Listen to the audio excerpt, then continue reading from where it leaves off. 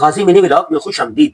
دن کا آغاز نماز فجر سے ہوا۔ ذکر و اذکار، تسبیحات، مناجات اور دعا کے بعد ناشتہ کیا۔ بھرپور ناشتہ کرنا ہمارے معمول میں شامل ہے۔ آفس جانے کے لیے تیار ہوئے۔ خوشبو اور سرما لگانا ہماری عادت ثانیہ ہے۔ دفتر آ کر سب سے پہلے اخبارات کا مطالعہ کیا، اہم خبروں اور رپورٹوں کو ہائی لائٹ کیا۔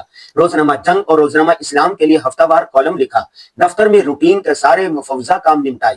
دفتری امور سے فارغ ہو کر سیرت النبی پر اپنی زیر تصنیف کتاب کے چند صفحات لکھے۔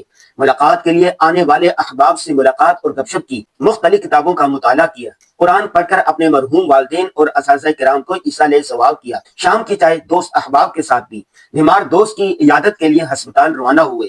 ایک مسلمان کے دوسرے مسلمان پر جو 5 حقوق ہیں، ان میں سے ایک حق عیادت مریض بھی ہے۔ ہسپتال سے واپسی پر گاڑی میں ہی اپنے آن لائن صحافت کورسز کے طلباء کو وائس میسج کے ذریعے اصلاحات دی۔ سوشل میڈیا پر اپنے کاموں کا سرسری سا جائزہ لیا۔ درس قرآن.com کے لیے ہفتہ وار پروگرام تجزیہ ریکارڈ کروایا۔ اپنے بھائیوں، بہنوں اور قریبی رشتہ داروں کو آڈیو اور ویڈیو فون کر کے خیر و عافیت دریافت کی۔ ورزش کرنا لازمی ہے۔ جب ہم گھر پر ہوں تو رات کا کھانا ہمیشہ فیملی کے ساتھ کھاتے ہیں۔ کھانے کے دسترخوان پر ہی بچوں سے پورے دن کا احوال لیا۔